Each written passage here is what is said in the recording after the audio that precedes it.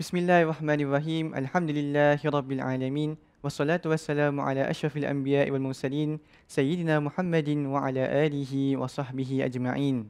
Assalamualaikum warahmatullahi wabarakatuh. Alhamdulillah, kita panjatkan kesyukuran kita kepada Allah Subhanahu wa taala yang mana dengan izin dan taufiknya dapatlah kita bersama untuk berkumpul dan berbincangkan tentang hal agama kita dan sekaligus mengingati Allah Subhanahu wa taala. Dan seperti mana ramai di antara kita sudah tahu, sebaik-baik lafaz zikir ataupun peringatan Allah Subhanahu wa taala adalah dengan melafazkan la ilaha illallah, yang bermaksud tiada Tuhan yang berhak disembah melainkan Allah Subhanahu wa taala. Namun masyarakat Melayu Islam khususnya di Singapura mempunyai lebih daripada pemahaman untuk makna tahlil ataupun lebih daripada satu kegunaan. Dan pada peluang ini, alhamdulillah, kami amat berbesar hati untuk menjemput Ustaz Luqmanul Hakim untuk bersama kita dalam sesi perkongsian kali ini. Ustaz Luqmanul Hakim, Assalamualaikum. Terima kasih kerana bersama kami. Waalaikumsalam warahmatullahi wabarakatuh. Terima kasih kerana mengundang. Ustaz Luqmanul Hakim adalah telah bersama kami sejak 2016 dan beliau adalah konsultan khidmat untuk tahlik dan juga cukur rambut. Beliau juga telah terlibat dalam khidmat masyarakat khususnya untuk pasangan muda. Jadi Ustaz, pada hari ini kita akan membincangkan tentang topik yang dinamakan di mana ramai di antara masyarakat kita terlibat ataupun pernah menghadiri majlis ini ataupun majlis tahlil. Maka Ustaz boleh tak Ustaz terangkan dengan lebih lanjut apakah makna tahlil dan juga kegunaan-kegunaannya di dalam masyarakat? InsyaAllah. Bismillahirrahmanirrahim. Inna hamdalillah nahmaduhu wa nasta'inuhu wa nastaghfiruh wa na'udzu billahi min syururi anfusina wa min sayyiati a'malina. Man yahdihillahu fala mudhillalah wa man yudlil fala hadiyalah. Asyhadu an la ilaha illallah wahdahu la syarikalah wa asyhadu anna sayyidina Muhammadan abduhu wa rasuluh. Qalu subhanaka la ilma lana illa ma 'allamtana innaka antal alimul hakim innaka antal alimul hakim innaka antal alimul hakim. Rabbi shrah li sadri wa yassir li amri wahlul 'uqdatan min lisani yafqahu qawli. Terima kasih kepada moderator yang menjemput saya untuk bercerita tentang tahlil ni. Tahlil dari sudut bahasa, kita mengambil daripada perkataan halala yuhallilu tahlilan, iaitu kalimah-kalimah Allah yang seringkali kita lafazkan dengan la ilaha illallah. Itu dari sudut bahasa. Dari sudut istilah, terdapat satu kajian yang mana dikarang oleh Kiai Mahyuddin Abdul Samad yang diberikan nama Kitab Tahlilan menurut perspektif Al-Quran dan juga As-Sunnah, yang mana beliau menjelaskan bahawa tahlilan ini merupakan satu proses ataupun majlis yang mana ramai di kalangan ahli keluarga itu berkumpul dan mereka mendoakan kepada si mati. Jadi seringkali kita lihat apabila disebutkan tentang tahlil ini, kita akan kaitkan dengan satu majlis kepada orang yang telah meninggal dunia. Tapi dari sudut masyarakat Islam di Singapura khususnya ni, kita lihat apa sahaja dikira sebagai tahlil. Kan? Apabila ada orang nak baru dapat rumah baru, kan? Ustaz boleh tak datang untuk bacakan doa, kan? Dan apabila ditanya doa yang bagaimana, mereka refer kepada tahlil, ya, rujuk pada tahlil. Anak lahir, hari lahir contoh, hari lahir kemudian cakap boleh tak baca tahlil. Semuanya dia dikaitkan dengan tahlil. Sebab apa? Bagi mereka tahlil ni ialah satu proses yang mana dekat dalam tu terkandung ayat-ayat Al-Quran yang terpilih. Kemudian di samping itu kita akan membaca zikir, kan? Dan kemudian ada beberapa doa yang kita baca, yang mana akhirnya kita akan tutup dengan doa. Sama ada doa tu kepada doa si mati ataupun doa kepada mereka yang hidup, kepada rumah baru dan sebagainya. Jadi masyarakat kita ni dia rangkumkan semua. Ada satu fakta yang agak menarik juga berkenaan tentang tahlil ni. Apabila ada orang berkata bahawa dalam Al-Quran tidak menyebutkan tentang tahlil secara spesifik, jadi bagaimana pula dapat ayat tentang tahlil? Maka kita dah terangkan tadi pada awal. Cuma menariknya, di dalam Al-Quran ada menyebutkan tentang tahlil tapi bermaksud yang berbeza. Okay, maksudnya apa? Dalam surah Al-Baqarah ayat ke-230 ni, dan Allah SWT menceritakan wa in talaqaha fala tahilla lahu min ba'du hatta tankiha zaujan ghairah. Maksudnya apa? Maksudnya ialah isu tentang seseorang tu yang menceraikan isteri dia. Kemudian dia ceraikan talak 3 istilah.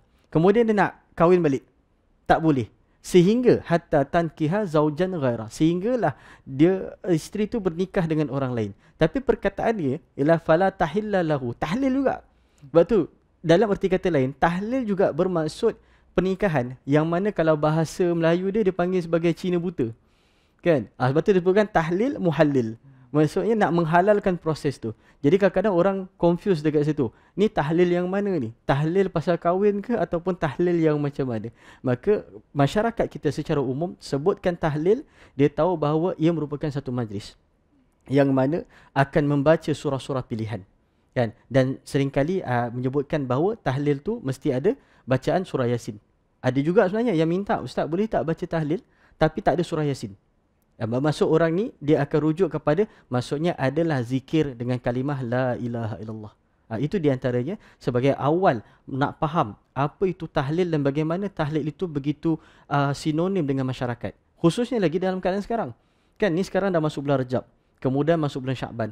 Kan sebelum masuk bulan Ramadan ni akan banyak undangan kan di kalangan ahli-ahli rumah, tuan-tuan rumah untuk panggil kumpulan-kumpulan tahlil dan sebagainya, boleh tak baca.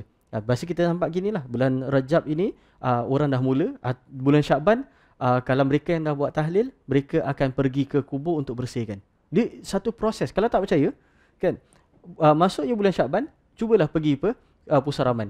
Ramai orang berkumpul kat situ. Bukan kerana nak membaca doa, sebahagian membaca doa, tapi sebahagiannya lebih kepada membersih. Sebab apa? Kubur ni atau penghuni-penghuni yang telah meninggal dunia ini untuk kembali ke tempat mereka. Ia telah menjadi satu proses kebiasaan. Kan? Dan kita melihatnya, jika ada kesilapan kita akan menegur. Tapi jika tidak ada, kita biarkan kerana ia tidak bertentangan dengan ajaran agama. Itu di antara yang perlu kita faham kat situ. Kemudian masyarakat Melayu kita, dia kata majlis tahlil ini adalah di mana ramai orang berkumpul untuk bersama mengingati Allah Subhanahu Wa Taala dan juga membaca doa untuk si mati. Bahkan ada juga yang menganggap setiap kenduri adalah majlis tahlil walaupun majlis tahlil ataupun tidak dibaca tahlil di dalam majlis tersebut. Jadi Ustaz, persoalan saya kali ini adalah bila dan bagaimanakah majlis tahlil ini dijadikan amalan ataupun dalam erti kata yang lain, apakah sejarah majlis tahlil ini sehinggakan ia jadi satu pengamalan di dalam kalangan masyarakat? Bismillah. Apabila kita melihat proses majlis tahlil ini dan pembacaan dia, para ulama mula mengkaji akan kewujudannya. Okey. Adakah zaman Nabi bermula perkara tersebut? Tidak ada. Kemudian zaman para sahabat, tabi'in dan seterusnya, maka mereka tidak ketemukan sejarah tentang tahlil ni. Persoalan yang terjadi bila pula dia bermula? Kan?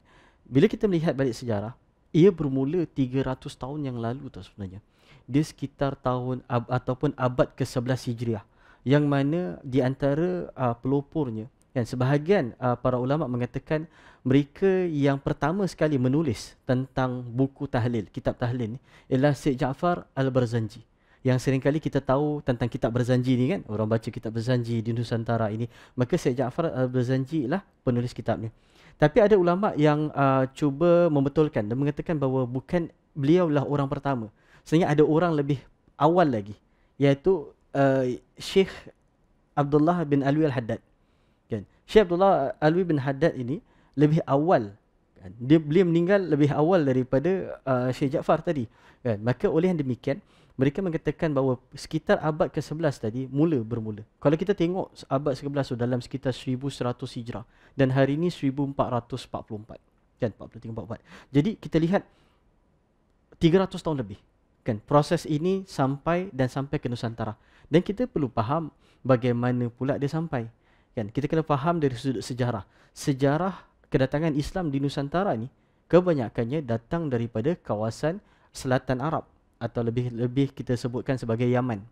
Kan? Kita tengok kedatangan Islam daripada keluarga As-Saghaf, Al-Attas, kan? Al-Idrus, semua ni datang daripada Yaman dan mereka membawa tradisi ini dan dia diserapi oleh masyarakat Melayu dan menjadi satu amalan kebiasaan yang mana mereka melihat inilah amalan yang agak ringan berbanding dengan mungkin ada amalan-amalan lain yang lebih tinggi, lebih besar. Jadi mereka lihat bahawa amalan ini merupakan amalan yang mudah untuk dilakukan. Dan kita lihat bahawa istilahnya dekat setiap rumah masyarakat hari ini ada tak buku Yasin dan tahlil. Kan? Boleh kata hampir semua ada. Kan? Berbeza dengan buku-buku lain kerana kita lihat buku Yasin tahlil ni agak ringkas, kan, ringan untuk dibawa dan sebenarnya mudah untuk dibaca oleh golongan secara umum dalam hal ini. Maka kita lihat sejarah tersebut muncul hatta sehingga kan ada sebahagian selepas dari generasi ni, selepas daripada generasi Syekh Abdullah Halwi Haddad ni, kan, datang generasi yang kelima, yang mana pelopor yang menulis kitab Ratib Al-Haddad. Maka kita pernah dengar pula cerita Ratib Al-Haddad. Syekh Ahmad meletakkan bahawa dia akan baca kitab tahlil ni selepas Ratib Al-Haddad. Sebab tu kalau kita lihat sebahagian masjid di Singapura ni, mereka akan gabung sekali. Kan? Biasanya baca tahlil, kemudian akan baca Ratib Al-Haddad. Ataupun dia terbalik, Ratib Al-Haddad dulu, kemudian barulah baca tahlil. Sebab apa? Dari jalur yang sama. Kan, moyang dia buat kitab tahlil dan cicit dia pula yang menulis kitab Ratib Al-Haddad. Dan sebab tu kita lihat di Singapura begitu ramai yang melaksanakannya. Dan ia tidak menjadi satu bebanan kepada masyarakat, insya-Allah. Jadi agak panjang sebenarnya sejarah tahlil ini, dan semestinya bila sesuatu itu dia mempunyai sejarah yang panjang, ia akan melalui fasa-fasa perubahan khususnya dalam segi pengamalan. Jadi hari ini bukan kita sahaja, satu dunia menyaksikan satu fenomena yang berbentuk penularan wabak, dan dengan sebab itulah banyak aktiviti ataupun banyak majlis-majlis yang biasanya kita lakukan dan laksanakan secara fizikal terpaksa ditunda ataupun terpaksa dibatalkan. Tapi alhamdulillah dengan adanya teknologi bersama kita hari ini, dapat juga kita melaksanakan secara online, termasuklah majlis tahlil. Jadi apakah pandangan Ustaz majlis tahlil ini dilakukan secara online? Okay. Ini merupakan satu perkara yang baru. Kan, perkara yang baru, semuanya dengan online. Jangan kata tahlil online, nikah online pun muncul pada zaman hari ini kerana kita mendepani dengan satu wabak yang kita sukar menjangkakannya. Maka apabila ada hajat masyarakat kita yang inginkan, Ustaz boleh tak membaca tahlil di rumah? Kan, kita faham hajat mereka untuk datang ke rumah, membaca ramai-ramai. Tapi kita tahu prosedur hari ini menghalang kita daripada hadir secara beramai-ramai. Maka apakah pilihan yang ada? Pilihan yang ada ialah kita melakukan melalui wadah online di sini. Maka timbul persoalan, kan, Ustaz, dengan kita baca tahlil online ni, sampai ke pahala bacaan? Itu seringkali menjadi sebab apa? Mereka merasakan benda itu sebagai online ni berbeza dengan duduk bersama-sama membacakannya. Pertama sekali kita kena tanya balik, apakah tujuan apabila seseorang itu atau sebuah keluarga itu ingin mengadakan majlis tahlil, kan? Dan apa yang ingin dikecapi pada akhirnya? Maka ini seringkali kita sebutkan dalam kaedah fiqh ialah illah, kan? Sebab yang mereka ingin dapat. Maka dalam hal ini kita tahu bahawa apa yang mereka ingin dapatkan ialah supaya pahala bacaan mereka ini sampai kepada para arwah. Jadi adakah dengan cara kita tidak duduk bersama, pahala itu tidak sampai? Itu jadi permulaan. Maka para ulama mula berikan beberapa garis pandu. Pertama, adakah mesti membaca tahlil sebagai salah satu cara untuk sampaikan pahala? Tidak. Kan, dia tidak mesti dalam kewajipan dalam hal itu. Kebanyakan ulama meletakkan harus untuk membaca. Kan, dan kita tahu bahawa kita membaca ini adalah ayat-ayat suci Al-Quran. Maka ada pahala dalam tu. Kan, kemudian kita juga tahu bila dah baca itu, kemudian kita dapat pahala, dan bagaimana pula kita ingin menyampaikan pahala tersebut kepada para arwah. Kan, yang seperti mana kita tahu matinya anak Adam ni, maka terputus semua amalan kecuali 3 perkara. Okey, sedekah jariah, ilmu bermanfaat, dan juga doa anak yang soleh. Kan, maka doa ni anak-anak ini sampaikan. Kan, dan siapa yang akan menerima pahala ni? Kita tahu Allah Subhanahu Wa Taala. Maka dalam apa jua keadaan pun, sama ada dia online ke, dalam keadaan duduk bersama ke, duduk berjauhan, mereka perkara ini tidak ada isu sama ada sampai ke tidak. Cuma yang menjadi isunya ialah biasa bila kita baca tahlil ramai-ramai ni, mesti ada yang ketua, yang lead. Jadi bila baca sendiri-sendiri dekat rumah masing-masing, ada sebahagian mungkin tak pandai nak macam mana baca. Kan? Jadi macam mana pun mereka cari, boleh tak leadkan majlis ni. Tapi melalui online. Saya ada keluarga, ada 5 keluarga. Kan? 5 keluarga yang nak baca. Jadi bukalah 5 skrin dekat situ kan. Biasanya online. Ataupun, disebabkan online ni, jadi luar negara pun boleh. Kita ada saudara mara yang berada di Europe, di berbagai tempat. Kan? Pun duduk bersama. Duduk bersama. Kan? Kita baca bersama, kita berzikir bersama, kita berdoa bersama. Seolah-olah kita ada dekat satu tempat yang sama. Dan kita berdoa tidak lain tidak bukan kita mengharapkan redha Allah supaya pahala bacaan ini disampaikan kepada arwah. Itu dia punya awal objektif dia. Maka sebab tu para ulama tidak menentang dalam urusan tahlil online ni. Kan? Kerana apa? Proses itulah proses yang diharuskan. Kerana kita memahami apa sahaja masalah yang dihadapi itu, dia ada jalan keluar. Kan? Dan mereka melihat bahawa ini di antara salah satunya jalan keluar. Dan sudah tentu kita akan cakap doa yang terbaiklah doa datang daripada anak tu sendiri. Tapi kadang-kadang anak ni dia rasa tak confident. Betul, ada orang datang, ustaz boleh tak bacakan doa kan untuk saya, boleh tak jumpa dengan ulama-ulama besar, doakan kepada dia. Kerana apa? Mereka nak dapatkan satu istilah yang disebutkan sebagai barakah. Kan? Barakah ni yang seringkali mereka cari. Ataupun seringkali dikaitkan dengan tabarruk lah. Kan? Istilah tabarruk menyampaikan melalui seseorang. Sebab saya selalu sebutkan, doa yang paling baik ialah doa yang datang daripada hati. Kan? Datang daripada hati, ikhlas kerana Allah Ta'ala, maka sampaikanlah hajatnya. Tapi kalau itulah masyarakat kita ni dia confident kurang dalam bab ni. Dia rasa macam doa dia tak diterima. Maka dia tanyalah minta ustaz. Ustaz pun bacakan doa dalam hal itu. Dia dah sedap macam gitu. Jumpa lagi ustaz yang lebih ustaz daripada ustaz tu. Kan? Dia pun minta ustaz tu baca doa. Kemudian datanglah seorang ulama datang ke tempat dia. Ni lagi tinggi lagi. Dia minta lagi. Begitu. Itu yang menjadikan istilah tabaruk tu muncul. Maka ini di antara perkara yang berlaku di dalam masyarakat. Yang kita lihat tadi, pertama, tahlil online tidak menjadi masalah kerana apa? Apa yang dia lakukannya itu ialah tidak lain tidak bukan mengharapkan redha Allah. Kan? Kedua, mereka berharap agar doa bacaan mereka ini sampai kepada para arwah sebagai amal jariah mereka. Maka daripada situ kita melihat tidak ada halangan dalam urusan tu, maka kita izinkan hari ini. Dan makin ramai melakukannya sebab lihat kepada senang, ringkas. Tak perlu nak kena travel, tak perlu nak kena berjalan jauh. Ahli keluarga yang berada dekat luar semua boleh datang kan sama-sama dalam online tersebut. Dan juga istilah bahasa lain tu jimat makan lah. Sebab semua makan masing-masing. Sebab biasanya apabila apa saja majlis dalam masyarakat Melayu ni, dia akan berakhir dengan makanan. Itu di antara dia. Itu benda paling penting lah sebenarnya. Itu penting. Dia kalau awal makan, dia dah jadi cerita lain. Dia tak jadi tahlil lah. Itu di antara. Jadi dari apa yang Ustaz telah terangkan kita tadi, teknologi ni rupanya merupakan satu nikmat yang besar. Kerana yang jauh menjadi lagi dekat, yang kita tak dapat melaksanakan ataupun mengadakan aktiviti ataupun acara secara fizikal, kita dapat melakukan acaranya secara online.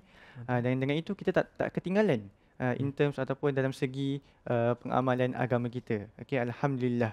Dan kepada penonton kami, untuk maklumat anda, Hikmah.SG merupakan subsidiary SG Adventures yang di bawah pantauan Islamic Events. Jadi di antara khidmat-khidmat yang kami berikan adalah doa selamat dan juga pengandalian majlis tahlil. Jadi sesiapa yang berminat dan ingin tahu dengan lebih lanjut, sila hubungi pengawal Hikmah.SG kami ataupun lungsuri website kami melalui link yang ada di bawah skrin ini. Jadi Ustaz, kami pun menerima soalan yang berkenaan dengan apa yang Ustaz telah sebutkan tadi, iaitu aspek tabaruk. Jadi ini adalah soalan daripada salah satu penyerta kita yang amat setia. Dia kata, Assalamualaikum Ustaz. Ada di antara masyarakat kita yang tidak yakin dengan doa mereka. Mereka tidak yakin dengan doa mereka. Dengan itu mereka menjemput asatizah untuk lead ataupun mengendalikan majlis tahlil ini.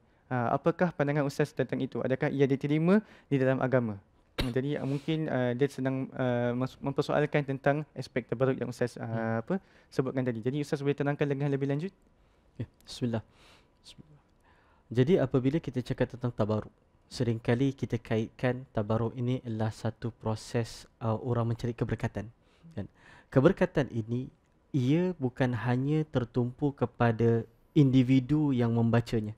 Bahkan tabaruk ini juga boleh terjadi dalam keadaan suasana ataupun tempat. Okay? Bila kita sebut tempat, contoh kita bertabaruk, kita mengambil barakah kan tadi. Bila cakap tabaruk ni kita mengambil berkat. Okay? Kita mengambil berkat ketika mana kita melakukan tawaf tu, ada kawasan-kawasan yang dipanggil sebagai mustajab doa. Betul. Maka orang akan bertumpu terpusu-pusu pergi ke multazam. Maka kerana apa? Kita bertabaruk di situ. Kan kita memohon hajat barakah tempat ini kan berdasarkan kepada dalil-dalil periwayatan sebagainya kan, ataupun siapa mereka berebut untuk masuk ke dalam hijr Ismail. Kan? Kerana apa? Nak dapatkan doa yang makbul. Begitu juga apabila itu kita cakap tempat. Ini kalau macam masa pula. Kan contohnya apabila turunnya hujan. Kan itu sebenarnya tabaruk tu. Kan bila kita baca ya Allah engkau turunkanlah hujan kan yang berkah. Kat situ Allahumma sayyiban nafi'ah. Kan suasana apabila ada satu peristiwa terjadi. Okey, apabila kita melihat apa bulan ataupun melihat kejadian alam. Kan ya Allah, sungguh cantik keindahan alam yang kau berikan. Kan maka aku berdoa semoga adanya keberkatan dalam hal ini. Maka ini semua tempat, masa di antara dua khutbah kan dibolehkan dalam hal ini. Selagi mana kita tahu bahawa kita tabaruk tu, kita mengambil barakah, tidak lain tidak bukan yang mengizinkan barakah tu terjadilah Allah SWT. Kan? Yang lain ni dipanggil sebagai wasilah je, penyampai. Kan nak jadikan sebab. Panggil ustaz kerana nak menjadikan asbab, menjadikan sebab dia menyampaikan doa tersebut. Kan? Berjumpa dengan orang yang lebih alim kan, kita mengakui kehebatan ilmuan dia, ibadahnya dalam hal itu, maka menjadikan sebab atas seseorang itu. Hatta ada pun nak katakan bukan di kalangan tempat yang apa orang kata seperti disebutkan tentang masjid, tentang Kaabah kan. Dan kita duduk cakap ya Allah kan, engkau telah menciptakan pokok ni hebat atas kekuasaan engkau ya Allah. Kan? Maka dengan izinmu ya Allah, engkau berikanlah kehebatan juga dalam diri aku seperti mana kau buatkan pokok tu hebat. Kan? Itu tabaruk juga sistem tu. Kerana apa? Pokok tersebut hebat ataupun kuat dari sudut apa aspek pun kerana dengan izin Allah. Maka itu yang kita. Betul. Dalam hal tabaruk ni, kita pertama kena faham. Kita melakukannya tidak lain tidak bukan sebab kita tahu siapa yang menciptakan. Pertama. Kedua, kita mengakui akan kehebatan pencipta tu. Dan yang ketiga ialah kita nak dapatkan kesempurnaan. Itu di antara tiga yang perlu kita faham. Bukan bermaksud bila kita bertabaruk ni kita minta selain daripada Allah. Ada orang melakukan sebegitu. Kan? Apabila dia berdoa, dalam masa sama dia cuba perkara lain. Tapi ini berbeza konteks ni apabila kita kaitkan dengan contoh dia makan satu ubat. Kan makan satu ubat kan dengan harap bahawa dia baik. Jadi orang fikirkan makan ubat tu dia bertabaruk dengan ubat. Tak, itu ialah usaha. Kan? Itu berbeza konteks tu. Dalam hal tabaruk ialah dia melihat apa saja yang Allah SWT telah tunjukkan pada dia. Maka itulah yang dia kita ambil. Sebab tu contoh apabila dalam doa, hatta dalam waktu duha ada doa. Kan doa tu kalau kita baca balik, Allahumma inna duha'uka wal baha'uka. Sungguhnya waktu duha itu waktu duhamu. Kan? Kenapa waktu duha menjadi satu istilahnya ada ulama yang menciptakan doa khas. Sebab ketika waktu duha tu, apakah suasana waktu tu? Suasana tu nyaman. Kan matahari baru nak naik tak panas. Kan? Udara segar, nikmat yang dia miliki tu. Kan? Maka dia bertabaruk. Kan? Sesungguhnya Allah Taala tu yang menciptakan duha, maka berilah keberkatan kat situ. Sama juga apabila kita baca dalam hal bulan. Sekarang ni masuk bulan Rajab kan, dan doa yang sering kita baca, semua orang baca. Allahumma barik lana fi Rajabi wa Sya'ban. Kan ya Allah kau berkatilah bulan Rajab dan bulan Sya'ban. Adakah kita doa kepada bulan? Tak. Kan? Kenapa? Kerana bulan Rajab ni dia adalah satu bulan kemuliaan. Ketika masuk ni satu proses yang mungkin sebahagian kita tahu, sebahagian tak tahu. Kenapa bulan Rajab ditunggu-tunggu? Ialah kerana masyarakat Arab sebelum kedatangan Islam, Rajab ni lah memang bulan yang ditunggu untuk melakukan ibadah. Arab, kita tahu Arab jahiliah ni dia orang kata jahil kan, kaki perang dan sebagainya. Tapi masuk bulan Rajab dia berhenti perang. berhenti perang, berhenti buat maksiat, fokus ibadah. Kan? Jadi mereka rasakan ada satu kemuliaan besar dalam bulan Rajab. Maka kita baca, ya Allah, ya Allah, Engkau berkati bulan Rajab dan bulan Syaban, dan Kau sampaikanlah kami ke dalam bulan Ramadan. Nabi tak baca doa tu, tetapi para ulama baca. Sebab apa? Mereka melihat bahawa ada keberkatan, barakah, kan? Maka bertabaruk tu bukan kerana tabaruk kepada bulan, tetapi tabaruk atas manusia memuliakan suasana tu. Maka ya Allah, Engkau muliakanlah manusia-manusia yang ada ketika tu. Itulah proses tabaruk. Kan? Kita tak nafikan ada yang melampau daripada hal itu. Kan? Maka sebab tu cakap, kalau ia selagi mana tidak bertentangan dengan agama, kita cakap teruskan perkara yang baik. Tapi kalau ia bertentangan dengan agama, maka di sini. Maka apabila kita jemput asatiza, kan, ataupun tukang baca lah istilahnya, tukang baca untuk baca, kan, ada kebanyakan asatiza akan bercakap bahawa jangan bertabaruk dengan mereka sebab mereka cuma menyampaikan. Tapi berpeganglah bahawa seluruh doa-doa ni adanya keberkatan, dan semoga Allah Ta'ala terima doa kita, semoga sampaikan kepada apa yang dihajatkan. Begitu saja. Jadi hasilnya adalah setiap perkara itu adalah dengan izin Allah Subhanahu Wa Taala. Dia sajalah yang memudaratkan dan dia sajalah yang memanfaatkan. Itu adalah kita punya keimanan kita, adalah semuanya adalah dengan izin Allah Subhanahu Wa Taala. Dan pada pendengar sekalian, kita akan terima lagi satu soalan, dan soalan ni soalan yang dikirimkan kepada Ustaz melalui WhatsApp voice note, dan kemudian Ustaz berikan kepada saya, dan kita akan dengarkan soalan itu sebelum Ustaz ujikan jawapan Ustaz. Assalamualaikum Ustaz. Maaf saya nak tanya pasal tahlil ni. Saya nak tanya, kalau membaca ayat-ayat Quran dalam air ataupun jadikan sebagai air tawar yang orang selalu suka buat dulu-dulu ni, ataupun time-time makcik-pakcik kita lah pernah buat. Macam mana proses dia Ustaz? Ni memang dibolehkan dalam agama Sorry Ustaz tanya. Jadi Ustaz, apakah pandangan Ustaz tentang soalan ini? Bismillahirrahmanirrahim. Jadi bila kita lihat soalan berkenaan tentang air tawar ni, dan kita tahu air tawar ni dia mestilah dalam keadaan air kosong. Kan? Sebab tu disebutkan air tawar bukan kerana air itu kosong. Disebutkan air tawar disebabkan kita membacanya dan kita meniupkan ke dalam air. Maka menjadi persoalan. Kan? Cakap orang dulu selalu buat, selalu ada baca-baca dan sebagainya. Dalam hal ini, kita boleh temukan dua fakta. Kan? Pertama dari sudut fakta nas daripada Quran dan juga sunnah. Kedua daripada fakta sains. Jadi pertama, dalam surah Al-Isra' ayat ke-72, ayat ke-82 menyebutkan bahawa Al-Quran ini sebagai penyembuh dan juga sebagai rahmat kepada orang yang beriman, dan Al-Quran ini tidak akan menambah apa-apa kepada orang yang zalim. Kan? Itu pertama dari sudut nak ceritakan Al-Quran ini memang sebagai penyembuh. Kan? Ayat yang kedua dari surah Yunus ayat ke-57 pula menceritakan tentang Al-Quran juga boleh menjadi penyembuh kepada penyakit rohani dan juga penyakit jasmani. Kan, sifat tamak orang, kedekut, hasad, dengki ni, dia juga boleh. Kerana dapat Allah Ta'ala firman, wahai manusia, sungguhnya telah datang kepadamu pelajaran daripada Tuhanmu dan penyembuh bagi penyakit-penyakit dalam dada, dan petunjuk serta rahmat bagi orang-orang yang beriman. Terdapat satu peristiwa yang mana yang diriwayatkan, hadis yang diriwayatkan oleh Aisyah radhiyallahu anha. Tak kala Nabi SAW berada di penghujung hayat, Nabi apabila merasakan kesakitan, Nabi SAW akan membaca muawwizatan. Apa tu muawwizatan? Iaitu membaca surah Al-Falaq dan juga surah An-Nas. Kan? Tak kala sampai kepada hampir kepada kewafatan baginda sallallahu alaihi wasallam, Aisyah yang melakukan dia dan meniupkan kepada baginda. Jadi hadis ni dah sampaikan cerita berkenaan tentang tiup. Meniupkan ayat dan meniupkan kepada seseorang. Dalam hal ini memang hadis ni menunjukkan Aisyah radhiyallahu anha meniupkan kepada baginda sallallahu alaihi wasallam. Hadis daripada Ibn Abbas pula menceritakan bahawa terjadi satu peristiwa yang mana para sahabat pergi, kan, pergi berjalan, dan dalam perjalanan nak balik tu bertemu dengan satu kabilah. Okey, dan mereka dah kehabisan makanan.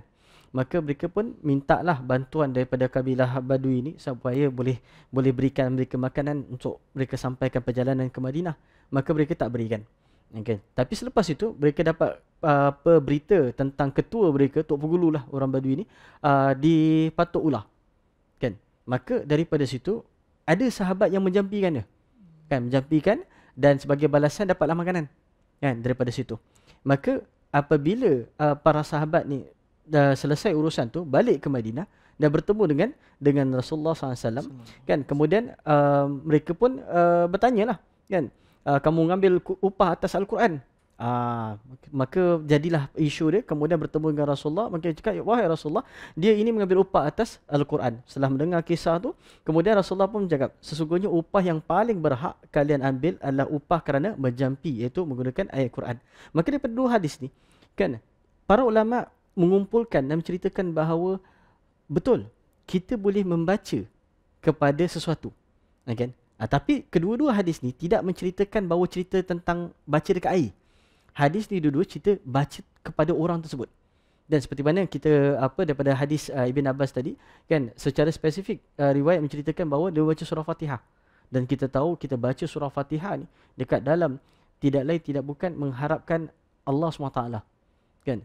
Bila kita baca ayat seterusnya, ihdinas siratal mustaqim, ya Allah, engkau berikanlah kami jalan yang lurus. Kan? Memang kita secara total berharap Allah SWT memberikan kita jalan yang terbaik. Maka dalam peristiwa tu, jalan terbaik ialah menyembuhkan Tok Pegulu Arab Badui ni supaya baik daripada racun ular. Maka apabila kita melihat perkara ni, apabila kita bacakan kepada air, adakah dia memberikan kesan ataupun tidak? Maka dari sudut sains, terdapat satu kajian iaitu daripada Jepun, kan, Dr. Masaru Imoto daripada University Yokohama. Okay. Dia membuatkan satu kajian yang sangat tekun, sangat detail, sehingga kan dia buat satu buku yang dipanggil sebagai The Healing and Discovering the Power of Water. So apa cerita dia? Cerita dia ialah dia memberikan teori bahawa air ni dia boleh berbentuk. Tahu? Air ni satu sifat yang sangat unik. Dia boleh panas, dia boleh sejuk, dia boleh keras, dia boleh berbentuk. Kan? Boleh meresap, boleh berbagai. Itu satu benda. Jadi dia buatkan kajian tentang benda ni. Maka satu hari ni dia bahaskan, kan, bentangkan benda ni. Kemudian dia panggil semua student untuk buat kajian, baca apa-apa saja. Kan, baca apa-apa saja, kemudian dia tunjukkan sampel. Maka sampailah kepada student Melayu, kan, agak-agak student Melayu nak baca apa? Itulah cerita dia, kan. Tak lain baca surah. Okay. Maka ketika mana sampel satu pelajar ni sampai kepada Dr. Masaru ni, dia terkejut. Dan dia panggil siapa yang baca ni, kan, siapa yang buat benda ni. Kemudian dia pun kira macam mula takut-takut juga, pasal orang Jepun marah bahaya, kan, teringat perang Jepun nanti. Jadi dia terkejut, dia dalam muka reaksi yang terkejut. Dia cakap, aku tak pernah nampak satu molekul yang berbentuk lebih cantik daripada yang ni. Maka dia panggil pelajar tu akhirnya dia cakap, sebenarnya aku membaca ayat Quran, kan. Maka daripada ayat Quran itu dia tiupkan pada dalam air, maka berbentuk molekul-molekul sebegitu. Sehingga kan Dr. Masaru Imoto ni, dia berhijrah dia pergi ke Malaysia, dia pergi ke Indonesia, dia present, dia buat bentang kertas kerja ni, dan dia minta semua orang buat, nak membuktikan bahawa kajian dia tu betul. Kan? Sehingga kan dia buat mengkaji sampailah kepada air Zam-Zam. Dan dia cakap, air apa yang sangat-sangat cantik bentuk dia. Bentuk dalam hal ini molekul tu berbentuk kristal yang sangat-sangat menarik. Kan? So, maka biasalah orang Melayu ni kalau kena soal dia tak menjawab. Dia diam, ya, padahal dah tahu jawapan. Jadi doktor pun memberitahu bahawa air yang terbaik ialah air Zam-Zam waktu. Sebab molekul dia berbentuk dalam keadaan tak pernah jumpa pada lain. Sebab tu kalau istilah, kita cakap orang dulu, nenek-nenek kita, ibu bapa kita, kan, jangan bercakap ketika makan dan sebagainya. Kerana ni percakapan kita ni dia ialah doa tau. Lepas tu seringkali dalam ceramah saya ataupun dalam kuliah-kuliah saya cakap, ibu-ibu ni doa dia sangat mustajab. Kan? Sebab pengorbanan yang mereka lakukan dia besar. Jadi tolong jaga perkataan ibu-ibu ni. Sebab cakap ni dia doa jadi nanti. Jadi bila makan ni, kan, makan tak sedap lah. Sampai masuk dekat dalam makanan, molekul terbentuk. Tak sedap ada.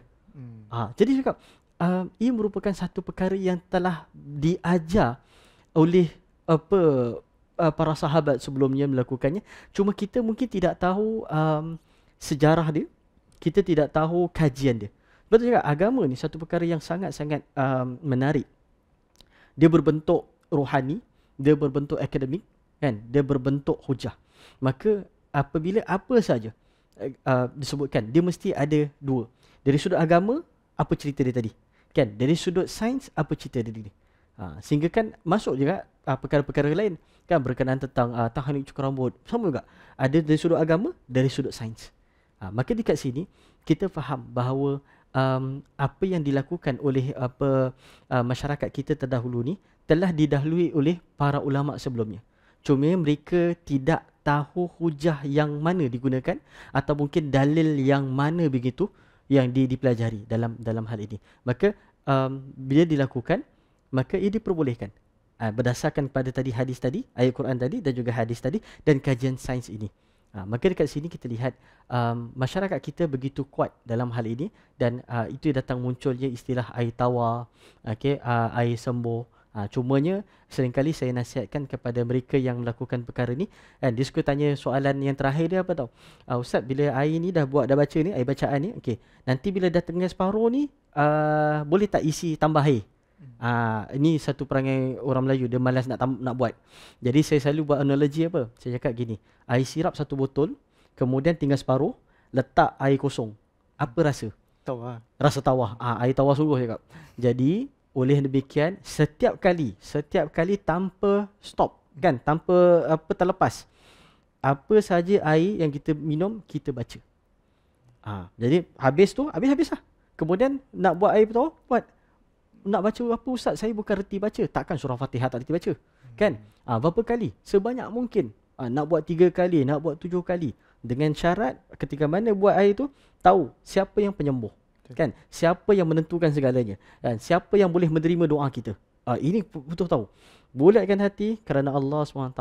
Percaya tak Allah Ta'ala terima doa kita? Percaya. Kalau percaya doa kita, maka Allah Ta'ala berikan. Kadang-kadang orang kita ni, dia tak bersabar. Dia tak sabar dalam hal berdoa.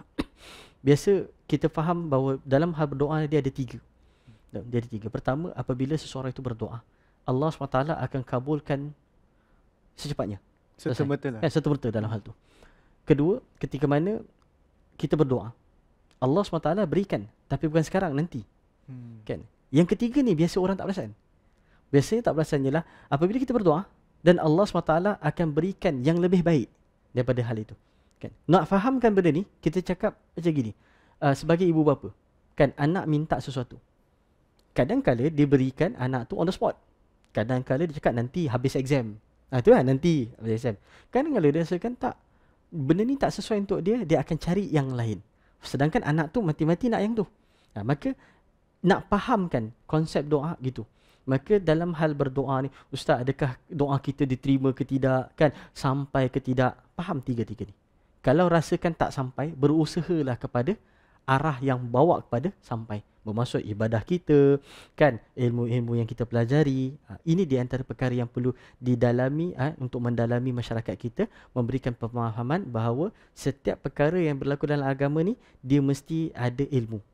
Kan, ilmu tu perlu ada dan seringkali dikaitkan dengan kehidupan harian kita atau kita sebutkan sebagai sains lah.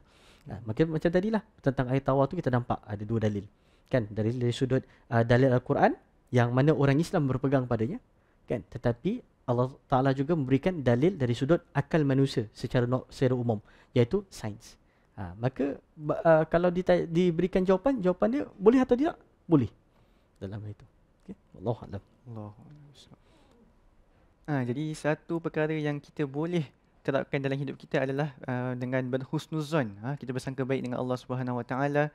Dialah yang akan mengabulkan doa kita, memperkenankan hajat-hajat kita, walaupun kita rasa kita banyak dosa lah, kita banyak kekurangan lah, tapi Allah Subhanahu Wa Taala tu, dia punya rahmatnya maha luas. Jadi kita kena berhusnuzon, kita kena bersangka baik, dan daripada apa yang Ustaz terangkan tadi, ilmu tu adalah penting. Ustaz, kita nak amalkan sesuatu, biarlah ia berdasarkan ilmu pengetahuan.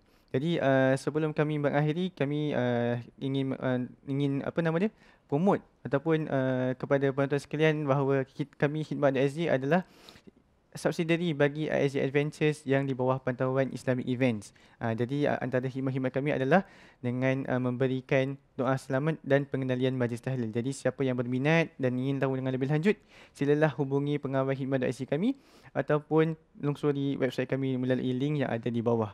Dengan itu kami telah sampai ke penghujung sesi perkongsian kali ini.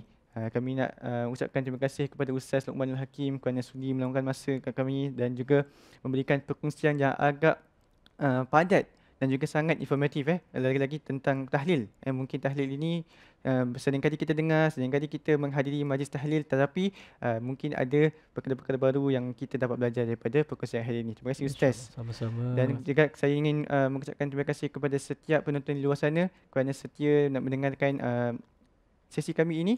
Semoga ini adalah sesi yang bermanfaat untuk kami semua dan di mana kita dapat meraihkan ilmu-ilmu yang bermanfaat insya-Allah. Dan dengan itu saya mengakhiri sesi ini dengan tasbih kafarah dan suratul As. Subhanakallahumma wa bihamdik nasyhadu an la ilaha illa anta astaghfiruka wa atubu ilaik. Bismillahirrahmanirrahim. Wal 'asri innal insana lafi khusr illa alladhina amanu wa 'amilus salihati wa tawassaw bil haqqi wa tawassaw bis sabr. Dengan itu assalamualaikum warahmatullahi wabarakatuh.